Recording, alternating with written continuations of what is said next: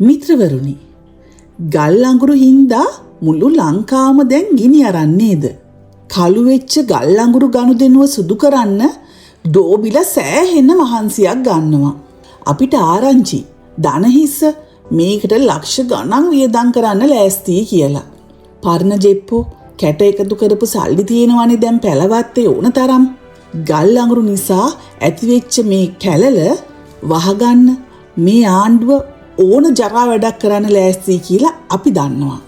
මිත්‍රවරුනි, තබුත් ඒකම කයිතන් නොහොත් අනුර කුමාර දිසානායක විපක්ෂයේ සිටින කාලේ නිතර කියවපු ප්‍රධාන හොරකම් දෙකක් තිබුණා.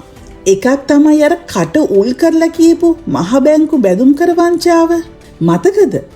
ඒ දවස්වල අර්ජුන මහේන්ද්‍රන් කිකිය තමයි නිතරම මතුර හිටියේ මේ මිනිස්සයා.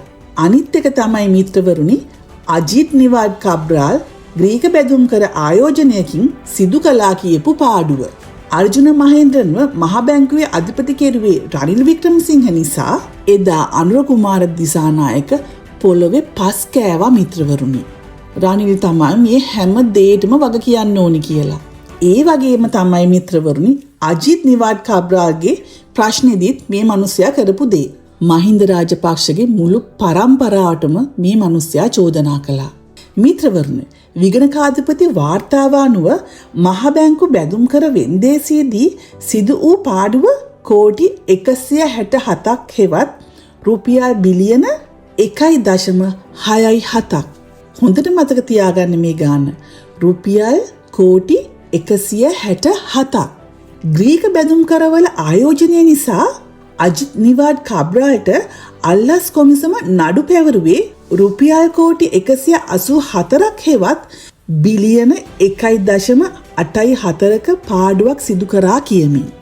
ඒ දවස්වල ලිප්ටන් වටරවුමේ හන්දි ගානේ කඩපිලේ බස් එකේ ත්‍රීවිල් වල රැව් දුන්න හිටපු ආණ්ඩු කළා කියපු දූෂණ තමයි ඕවා.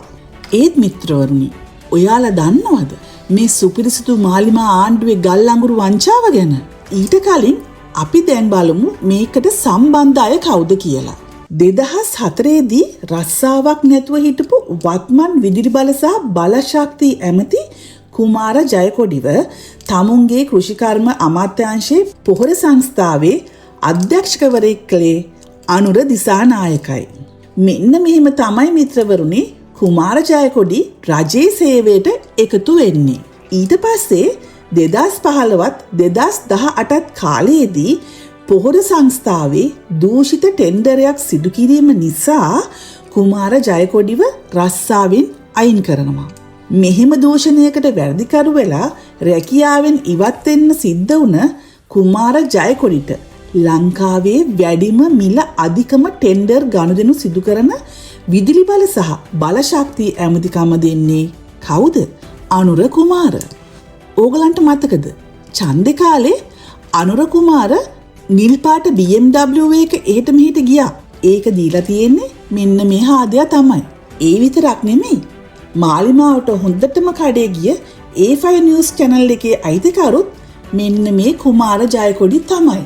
මම හිතනවා මිත්‍රවරුනි, දැන් ඔයාලා මේ ටෙන්ඩර් ගනුදෙනුව සිද්ධ වුණේ කොහොමද කියලා දන්නවා කියලා. ඔයාලා නොදන්න තව කාරණයක් කියන තමයි මම දැන් යන්නේ. මේ ඇමතියා ටෙන්ඩර් ක්‍රියාවලිය යන අතරතුර රුසියාවට යනවා. ඒක ටෙන්ඩර් පටිපාටිය උල්ලංඝනය කිරීමක්. මිනිහා යන්නේ ගල් අඟුරු කම්පනියක් එක්ක ඩීල් එකක් දාගන්න. අන්න ඒකේ ප්‍රතිඵලයක් තමයි මිත්‍රවරුනි ලංකාවට බාල ගල් අඟුරු ගෙන්නන එක. ලංකා විදුලි බල මණ්ඩලයේ නිකුත් කරපු වාර්තාවක් අනුව මේ දක්වා නැව් 8ක් ලංකාවට ඇවිල්ලා තියෙනවා. මේ නැව් 8න් පමණක් සිදු වුණු දූෂණය සහ වංචාව රුපියල් කෝටි 762ක්. තව නැව් 12ක් ලංකාවට පැමිණීමට නියමිතයි. එතකොට මෙම මුළු හොරකම් රුපියල් බිලියන 20ක් ඉක්ම වෙනවා. ඒ කියන්නේ මිත්‍රවරුනි රුපියල් කෝටි 2000ක්. ඔන්න මම දැන් ආයෙත් ගණන් මතක් කරනවා. රුපියල් කෝටි 2000ක් මතක් කරගන්න. මහ බැංකුවේ සිදුවෙච්ච පාඩුව කෝටි 167යි. හැබැයි ඒ මුදලත් බැංකුවේ රඳවාගෙන තියෙන්නේ. ග්‍රීක බැඳුම් කර පාඩුව රුපියල් කෝටි 184යි. ආයි අපි එක මතක් කරමු. රුපියල් කෝටි 184යි. ගල් අඟුරු පාඩුව කෝටි 2000යි. සෙල්ලම් නෑ නේද මිත්‍රවරුනි පුනරුදය? ඔයාලා තාමත් හිතන් ඉන්නේ අනුර කුමාර දිසානායක කියන්නේ බබා කියලාද? මෙච්චර වංචාවක් කරපු මිනිස්සෙක්ව ආණ්ඩුවේ ලොකුම පුටුවක ඉඳවලා හොරකම් කරනකම් බලන් ඉඳලා දැන් ඉතින් බබා වෙන්න දනුර හදන්නේ. මිත්‍රවරුනි කුමාර ජයකොඩි කියන්නේ ඇත්තටම මෙතන රූකඩයක් විතරයි. රූකඩේ පිටිපස්සේ ඉඳන් නූල් හොල්ලන්නේ අනුර කුමාර දිසානායක. මුන් ජම්පර් අඳින දවස වැඩි ඈතක නෙමේ මිත්‍රවරුනි.